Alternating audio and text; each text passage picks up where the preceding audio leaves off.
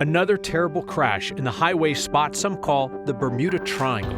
Why is it so dangerous for drivers? Colorado has extra standards for truckers who aren't citizens. The feds warn that's not enough. We don't say leaf peeping on this show because it's gross, but it's undeniable how tourists transform mountain town economies this time of year. Leaf season is our Black Friday. And we will make time for joy. You gotta make time for joy. My good news is make happy all these kids. No week around here ever ends on a low note. A noisy one, perhaps, but not a low note. That's next. It's a stretch of I-25 known for terrible and bizarre crashes. And the latest one killed two teenagers last night. Two 13-year-old boys from Prairie View Middle School died in a crash on I-25 in the Tech Center. Our Marshall Zellinger looks at the numbers behind all of the crashes on that one stretch of highway. Lines on a highway draw your path. These lines on southbound I-25 between Orchard and Arapahoe Road draw the path of a tragic accident. Two 13-year-olds were killed in a multi-car crash that appears to have come from the fast lane all the way to the shoulder where the highway borders the light rail track. The debris is gone, but not the evidence of what has happened. 260,000 vehicles travel I-25 daily between Bellevue and Arapahoe in the DTC, and the recent crash history tracked by CDOT shows no pattern. In 2024, that 2 to 3 mile stretch of highway saw 180 crashes. In 2023, 346. In 2022, 238. In 2017, there were memorable crashes, like a garbage truck fire, a truck on the concrete barrier, and the tanker fire that closed I-25 through the evening rush hour. The accident rate in that area is high, but it's high along all of Denver metropolitan area. MSU Denver professor Steve Long knows his road history. I pretty much have spent my whole career doing highway design and traffic transportation planning. While the DTC part of I-25 seems like a Bermuda Triangle for extreme accidents, CDOT explains that the crash frequency is less when compared to other stretches of I-25, though Long points out that straighter sections of highway versus a curvier downtown area could create a false sense of safety. People seem to speed up and be distracted in their mind with other things rather than carefully maneuvering through. Where the accident happened last night, that was restriped in June. It was resurfaced in 2018, which may seem like a lifetime ago, but for a highway, it's, kind of relatively fresh. We're still waiting for a cause of last night's crash. We talk about this in so many ways, in so many places, in terms of what influences drivers when they're on the highway, what causes people to think they can go fast, what causes them to slow down, what catches their eye, right? Mm-hmm. I think about the twin tunnels, the Veterans Memorial tunnels just east of Idaho Springs on I-70, and the work that they did to flare out those tunnels to make them brighter so that people wouldn't slow down. Then they realized that if they planted more trees on the hillside, that drivers would go faster and go through them. Right. Who knows what people are looking at when they drive that stretch of I-25 because it's so busy all around you. I didn't realize the thing about the trees. I'll say I drive parts of I-25 where there's electronic signs along the way, like 8 minutes to this, it slows down around those. And I'm always like, why is that sign on? And I heard the argument from Steve Long, like what's the harm in traffic slowing because you're being, but it's also distracting. Like there's something called like sign fatigue, too much signage and suddenly it's dangerous. But yeah, in this stretch, it is wide open. And after T-Rex for, 20, 30 years ago, it was kind of more windy just in the Bellevue area and it's straightened out now. So maybe people think it's safer because it's straight and you've gotten rid of the things that made you pay more attention. Yeah, it's interesting. Obviously that crash last night was just horrendous. Marshall, thank you. The Trump administration is threatening to carry out mass firings of federal workers if Congress doesn't avoid a partial government shutdown at the end of the month. And we're watching this closely with the big concentration of federal workers in the metro area. In a memo sent earlier this week, the White House Budget Office told agencies to consider a permanent reduction in force for any programs that aren't funded after October 1st, especially ones that are not in line with President Trump's priorities, as they wrote. Typically, federal employees are furloughed during a shutdown, expected to work without pay, but then they come back. Today, congressional Democrats, including Colorado's Brittany Petterson, introduced a bill that would prohibit federal employees from being, quote, unlawfully terminated during a shutdown. It would require fired employees to be reinstated with back pay. She represents Lakewood. Federal Center there employs some 6,000 federal workers, largest concentration of federal employees outside of D.C. The House has already passed a funding bill to avoid a shutdown and the threat of mass firings, but Senate Democrats say they will not pass it unless Congress reverses massive cuts made to health care spending and Medicaid. The Department of Transportation is instituting emergency restrictions on non-citizen truck drivers. The feds are pointing to a series of fatal crashes in California. And the Trump administration also says that Colorado's trucking regulations are being looked at and that, quote, enforcement action is coming. The new national restrictions target what are called non-domiciled commercial driver's licenses. It's a class of CDL for drivers who are from outside the U.S., Canada, and Mexico. Colorado already requires those drivers to have foreign passports and authorization to work in the U.S. Now, the feds will require those drivers to have specific work visas and go through annual renewals and citizenship checks. States have been ordered to stop handing out non-domiciled licenses until they comply with new standards.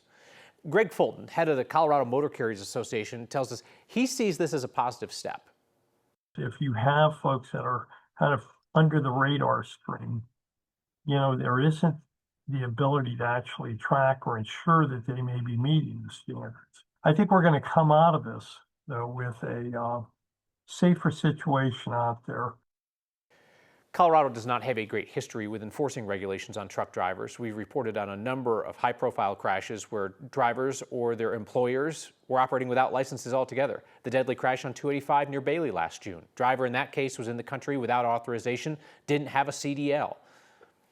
President Trump's newly appointed federal prosecutor leading the case against former FBI Director James Comey is originally from Colorado. And NBC News reports that Lindsay Halligan was warned by career prosecutors in her office that they don't think she can get a conviction on Comey. President Trump pressured the past prosecutor out of the job when he came to the same conclusion. Trump has said publicly that he wants his political enemies charged with crimes. Halligan grew up in Broomfield, went to Holy Family for high school, then Regis for college. She's a finalist for Miss Colorado before getting her law degree. She's an insurance attorney who has never prosecuted a case, and now she's handling one of the most closely watched cases in America. But NBC News reports that Halligan, in a highly unusual move, presented the case to the grand jury herself in her very first few days on the job. One of the single most important things that we get to do here together is to turn tough situations into something good through your Word of Thanks microgiving. You did it a few weeks ago, raising funds for youth mental health in Jefferson County after the Evergreen High School shooting. You're doing it again this week, channeling the sometimes contentious national conversation about autism into some undeniably positive local impact. This week's Word of Thanks microgiving campaign supports the nonprofit Revel. They help neurodiverse Coloradans find their path to a joyful life. They work with teenagers and adults. One-on-one support, social opportunities, focused guidance to help people lead the lives that they imagine for themselves, whether that's friends or more connection, a fulfilling job, learning, community, collaboration to break through individual barriers and behaviors. Revel is there when young people with autism and intellectual and developmental disabilities approach the cliff where services drop off at age 21. They're there building skills and confidence and independence, and often, most importantly, they are crushing social isolation and loneliness. Scan the QR code on your screen or text the word THANKS to 303-871-1491 to get that link to donate. 5 years of microgiving, raising $16 million, $5 at a time, shows that this works. More than 6,000 of you have signed up to make a monthly donation to the Word of Thanks Fund. You put in your info once, each month your donations automatically split so you help everybody we help. That means that recent microgiving campaigns have been able to start with $38,000 in donations. We love it. It's great, and come on up and see us. Just be patient. It's that time of year. Small mountain towns are overrun with tourists on the hunt for fall foliage. Just don't say leaf. Nope. And we end the week with our favorite Friday question. What's your good news? Yes.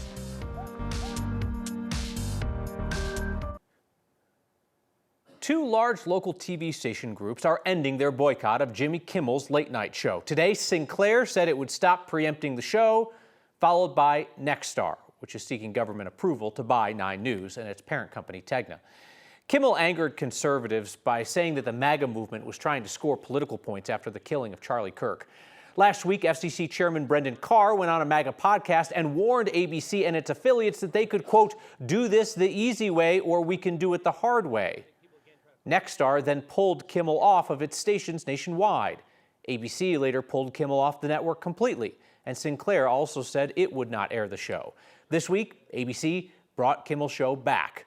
President Trump then suggested he will sue ABC. Sinclair and Nexstar held out for a few days until today. Both those companies, we should say, have pending business before the Federal Communications Commission. For a couple of weeks a year, some small mountain towns become the center of attention. Leaf season brings big business and some chaos. Here's Mark Salinger. The peace and beauty that comes with fall also brings chaos. Leaf season is our Black Friday. Insane. So many people. Georgetown isn't normally like this. We have 1,200 permanent residents. Not this many people. We had between 20 and 30,000 visitors come through the traffic roundabouts in one weekend. Every year for about 3 weeks in September and October. If a storm comes through, the leaves are gone. A town that's usually a stop on the way to somewhere else It is awesome. We have so many pictures. becomes the main attraction for people from across the world. Betty Linfield from Longview, Texas. We're visiting from Omaha, Nebraska. Sue McCoy from Shreveport, Louisiana. I met someone from Germany today. Regina Jean from Magnolia, Arkansas. From Athens, Georgia. Terry Clark, Little Rock, Arkansas. This year, the town created new traffic laws to keep people moving. The county started towing cars parked illegally on the pass. And the visitor center, they made sure to fix everything ahead of time. We apologize when we have to have restroom repairs done on an emergency basis, but it does happen. Georgetown is special year-round. Georgetown is a historic town. It's full of people that chose to live here because it's so beautiful. But for a couple weeks out of the year, We are so glad that we got here in the 3-week peak period. everyone gets to see the beauty, Oh, it's mind-boggling. even if it comes with a bit of chaos. All right, Kyle, notice two words that weren't in that story, leaf and peepers, not together, but we got other ones. Let's whip out the list right here. Go for it. I personally like aspen addicts. Ooh, that's good. That's good. I like gold rushers. What about peak freaks, especially this week? Too similar to that other word that I think is nasty and unclean sounding. What about leaf lookers? Color chasers? Color chasers is good. Honestly, the best one I've ever heard is color trippers. I like color trippers. So here's a different one. Yeah, get me. Golden retrievers. They're going out, they're retrieving their Oh, yeah, pictures. yeah. I like Golden that. retrievers. That's strong. What about arboreal adventurers? Foliage fanatics? I like that. That's solid. I'm out. So if you have any more. Vegetation voyeurs, which also sounds a little dirty, right? Now we've gotten pretty far. We haven't solved the problem. We're back where we started with that nasty leaf peeping business. As long as it's not leaf peepers, at least on this show, Then we're good. we have about 25 other options. All right, Mark Salinger, thank you. Corey Reppenhagen, you don't have to have your own idea, but if you do, we'll take it. You know, I just agree with you. Once you get into that voyeur thing. Yeah, it's probably a bad call on my part. I've never liked the word peeping. It sounds borderline criminal. But it's kind of become part of the everyday vernacular of our community now. So it slips out every once in a while, and you kind of get that gag reflex. But I try to avoid it for sure. Beautiful day here across the Front Range, and a beautiful night. Temperatures dropping into the 70s right now across the Denver metro area. Nothing showing on radar, and that will start to change as we go into tomorrow. Here's a way to look at what Denver looks like tomorrow. We've got nothing but sunshine down here. Temperatures could make it back up to 80 degrees once again all across the Front Range here. Looking at some beautiful temperatures. There will be one small storm system rolling through an upper level trough coming through this weekend, so that could bring us some mountain showers here on Sunday, and a good 20% chance to hit one in the Denver metro area. Same thing, Monday Night Football. This will be during the day though, so I think once we get to the nighttime game there for the Broncos, those rain showers should be gone, and the rest of the week looks real nice. My good news is I just wrestled with Puma.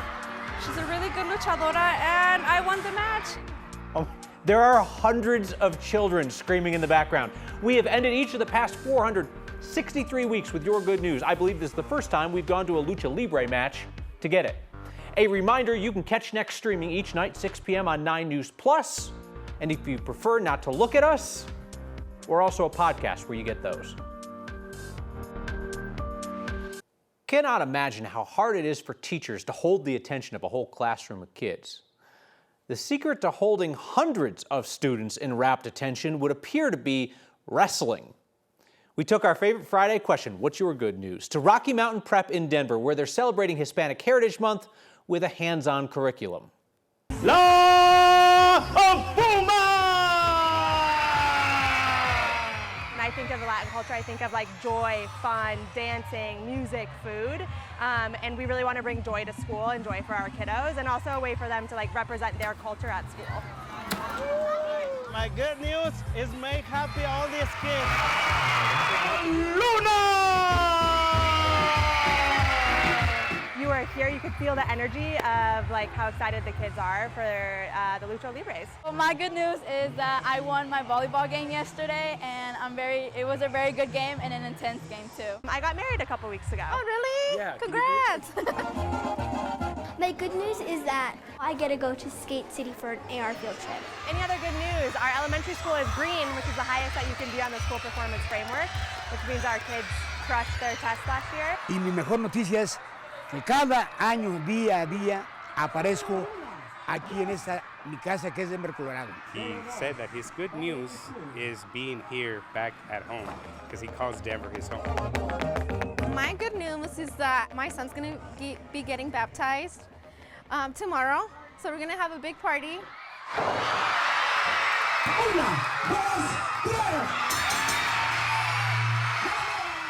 My good news is I just wrestled with Puma. She's a really good luchadora, and I won the match. I just got married. There you go. The word joy has appeared in the show 5 times. I love it. Love feedback too. Thank you, Marilyn. That's nice. There are things said on this program that occasionally get national attention, for better or for worse. Never imagined that millions of people would watch this week's clip of us discussing soup, in case you missed it. Things are going to get cozy around here tomorrow. What's your favorite kind of soup, Kyle? It's my favorite kind of soup. I'm a New England clam kind of guy. Ooh, and it'll be prime for that tomorrow. Bianchi, our producer Mallory, says that my choice of New England clam chowder as my favorite soup is, quote, psychotic. What? What? It's a quality American soup. Well, I grew up in New England, so okay. I'm biased. I'm going to take myself out of this one. I'm going to recuse myself from this one, but you know what? That's a good soup. Mallory, why don't you do some live TV? Why don't you tell me in my ear right now what your favorite soup is? Come on. She said chili. Chili's not a soup. It's not a soup. The woman named something that's not a soup. Okay, that was my pick too, but wait, chili's not a soup. Oh, okay. All right. Well, we'll discuss this later. Let's break this down. You got your soups and you got your stews, which include chili, which our producer Mallory incorrectly says is a soup. Well, apparently we stepped into a raging debate. Let's see what America's soup lobby has had to say about the controversy over the years. Viewer named Terry pointed us to a Campbell's ad from the 60s introducing chili beef soup. No, it is absolutely not. Then Campbell's itself weighed in our clip's comments, but did not take a side, simply said, thank you for this important journalism. The city and county of Denver, which apparently has no pressing problems to deal with these days, is on the internet asking us, now what about green chili? I don't know, Denver. That's a really tough one. Get back to dealing with your budget deficit. Finally, from the authority on tough questions, Jeopardy! Wendy sent us this clue that popped up on Wednesday's show. One of Walt Disney's favorite foods was this all-American stew with deep Mexican roots. The answer? What is chili? It is both the question and the answer. What is chili? Also, why is this show still on the air? Either way, I'll see you next time.